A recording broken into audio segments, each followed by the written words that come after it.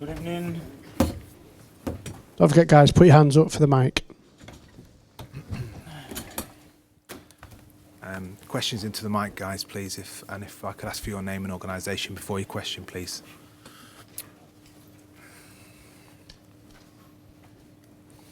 We're starting. Ben? Good evening, Mikel. Ben Ransom from Sky Sports News. It seemed to feel a little bit flat tonight, particularly in the first half. From your point of view, how was the performance?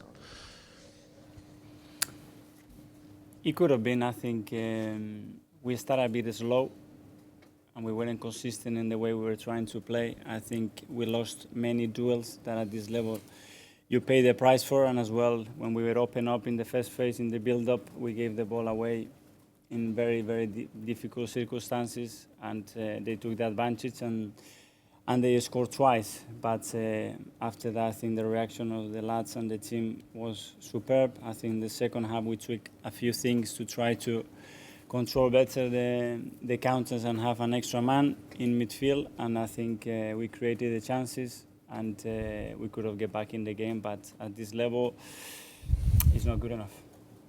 How much of a factor was Pep not being on the touchline? Do you think that affected the team at all? I have no idea.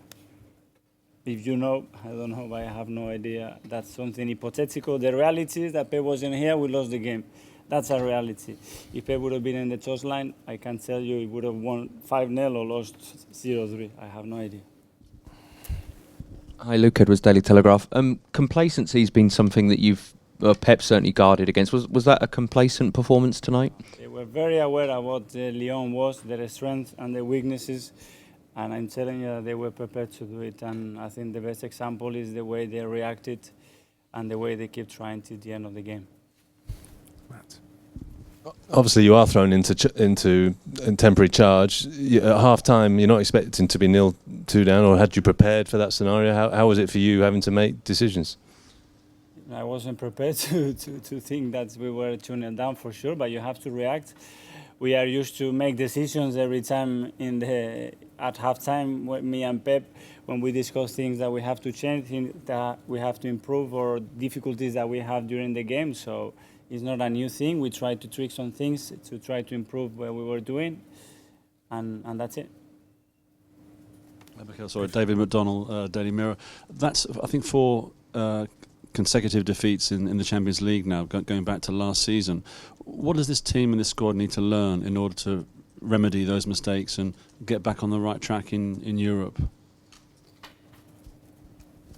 That you have zero margin in Champions League. I think when you make mistakes, you get punished. It's as simple as that. Whether it is lack of attention, whether it is you don't win the duels, whether it is you lose simple balls, or you're not effective enough in both ends, you pay the price. And today is another great example about it. Jack? Mikel, Pep made a point of warning the players about the level of performance after the match on Saturday. Did that come as a surprise, that performance in the first half? How flat they were? It was, but they're not perfect, and sometimes they had better days and sometimes they had bad days. What I can criticize is the effort and the commitment that everybody puts on. After some days they are silk and some other days they are not that silk, but I won't judge the players just because we lost. I think we have to judge many other things during the game, and they know that already. Simon? Mikel, Simon Stone, BBC. Could you explain why they started so slowly? Sometimes new competition is the fair game, and you have to get on track, and the start wasn't particularly good. We didn't feel that flow around the team. Every time we were trying to get out, passing the ball, trying to find the right pass, we missed it, so we didn't find that continuity, and that put the confidence a little bit lower of the team, and we felt under threat every time we lost the ball, and sometimes that brings the confidence a little bit lower, and after that, sometimes when you try to respond to that, it's too late. But what I'm telling you, they were ready for the game. They were very keen to start the competition. The way we left the competition last season really hurt, and we will be back. Mikel, Kieran Canning, AFP. The atmosphere around the ground seemed quite flat as well before kick-off. There seemed to be a lot of empty seats in the stadium as well.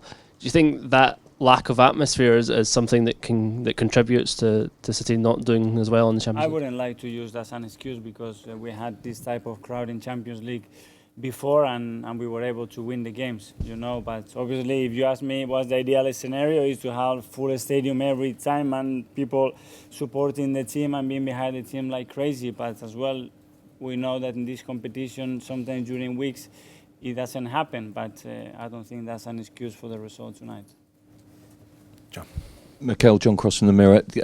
How much of a setback is this in sort of in the overall picture of the table, and can you still qualify, do you feel? I want to look at it in a positive way, you know. I think we had a big call today to say when you're not ready, when you're not the races at the start of a game in Champions League, you get punished. And after it's too late, it doesn't matter how good you are, to get back into a game with two goals down against any team in Europe, it happens really, really rarely, you know. So I'm sure they're going to respond the way they responded when they went 2-0 down, and the next game it will be a completely different story. Okay, cheers guys. Thank you.